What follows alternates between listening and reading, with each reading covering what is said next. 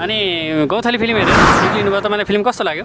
Film एकदम उत्कृष्ट भयो फिल्म। ए अनि फिल्ममा चाहिँ तपाईँलाई कसको रोल चाहिँ अलि राम्रो लाग्यो? मलाई त अब सबै हेर्दाखेरि ओभरअल सबै राम्रो छ, दामी नै छ, तर अझ राम्रो चाहिँ हाम्रो ठुलेको रोल चाहिँ बवाल छ। ए अनि के अरे अनि फिल्ममा चाहिँ त्यहाँ फिल्ममा देखाइरहेको कथाले चाहिँ समाजलाई कस्तो सन्देश दिँदैछ अनि त्यतातिर चाहिँ कस्तो सन्देश प्रवाह गर्ला जस्तो लाग्छ फिल्मले? यो फिल्म चाहिँ खासमा ठ्याक्कै भन्नुपर्दा अलि पुरानो समाजलाई लिएर बनेको फिल्म छ। अनि त्यो भएर चाहिँ यो छोरीहरूलाई पढाउनु हुन्न भन्ने खालको पहिलातिरको यो सोचलाई चाहिँ अलि बदलेर छोरीहरूलाई पनि पढाउनुपर्छ, छोरीहरूमा यत्रो ठुलो शक्ति हुन्छ, सबैले चाहिँ मेहनत गर्नुपर्छ भनेर चाहिँ देखाइएको छ। ए अनि फिल्ममा चाहिँ यस्तो सङ्घर्षको कुराहरू पनि चित्रण गरेको छ भनेको छ।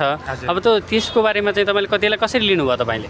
सङ्घर्ष मैले भनिहालेँ नि हजुरलाई, ठ्याक्कै अघि भने जस्तै यो त्यस्तै छ। अनि हाम्रो समाजले चाहिँ अझै पनि छोरीलाई शिक्षा दिने, अझै पनि दुर्गमका क्षेत्रहरूमा, अझै पनि तराईका भित्री मधेसहरूमा र कर्णालीका कतिपय ठाउँहरूमा चाहिँ छोरीलाई शिक्षाबाट वञ्चित गरिएको छ। त्यही पनि त्यति हुँदै पनि एउटै छोरीले चाहिँ राम्रो शिक्षा लिएकी छन् भन्ने फिल्मले सन्देश दिएको छ। अनि यसले चाहिँ अब त्यो समाजलाई कसरी प्रभाव पार्न सक्छ? प्रभाव परिहाल्छ नि। फिल्मले नै खासमा समाजमा सानोतिनो भए पनि जनचेतनामूलक एउटा सन्देश दिएको छ, राम्रो सन्देश दिएको छ। त्यसले गर्दा सबै देशमै राम्रो प्रभाव पर्छ। अनि अब अरू मान्छेहरूलाई के भन्न चाहनुहुन्छ यो फिल्मको बारेमा? आउनुहोस् हेरिदिनुहोस्, राम्रो छ फिल्म, त्यही हो। हुन्छ, धन्यवाद भाइ।